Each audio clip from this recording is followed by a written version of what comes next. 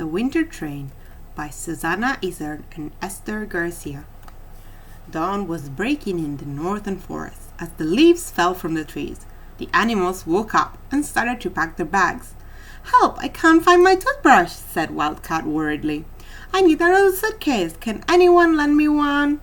said Deer, who was quite vain. "Don't forget to turn the light off, Rabbit." "Last year it was on for more than 6 months," said Badger. "Well, 6 months is a long time. Sometimes I forget the light on, but never for so long." Once their bags were packed, it was time to say goodbye. "Don't worry about me," said White Owl. "Someone's got to stay behind and look after the forest. Anyway, I love the cold. Winter goes by really fast. We'll be fine," said Frog to the fish, who were swimming sadly in the river. "I'll miss you then," said Fox, waving goodbye to his home. At midday they all met at the foot of the oldest tree. That was where the train stopped. "Every time we leave the northern forest, I feel homesick," said Partridge. "And when we leave the southern forest, we feel exactly the same," said Hedgehog. "Hang on, wait! Don't leave me here," yelled Tortoise, who was the last to arrive, as usual. Then suddenly, choo-choo, choo-choo, the winter train was arriving. Choo-choo, choo-choo, as it did every year. At this time, it would take the animals from the northern forest to the southern forest, where they could spend the cold month in a warmer climate. Once they were aboard the train, the animals found their seats. "I prefer to be by the window, otherwise I get all queasy," said Groundhog. "I can trust you, can't I?" said Goat, as he sat down next to Wolf. "I'll be more comfortable in the coat closet," said Bat, who preferred other places. And so the winter train chugged down towards the south, although the journey would take a few hours, and the animals were all in high spirits, chatting, singing, and playing cards. Suddenly, Janet jumped out of the seat. "Oh no!" she cried. "We've forgotten Squirrel.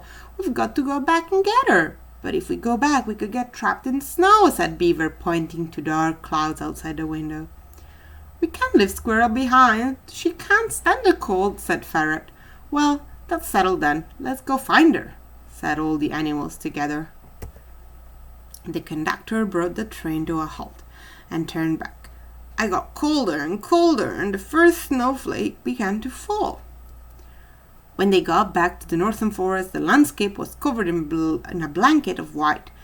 Janet jumped off the train and bounced through the snow towards Squirrel's house. Squirrel's tree stood in a lonely spot. Janet climbed up the trunk until she reached Squirrel's den. In one corner, her friend was huddled up in a ball. She was shivering so much that Janet could hear her teeth rattling together. "Squirrel, come on, the train's waiting for us," said Janet, waking her with a start. "You can come back. You came back to rescue me," said Squirrel, shuddering from the cold. "Last night I was counting the stars until late, and when I woke up, the train had already left." Janet and Squirrel ran back to the train.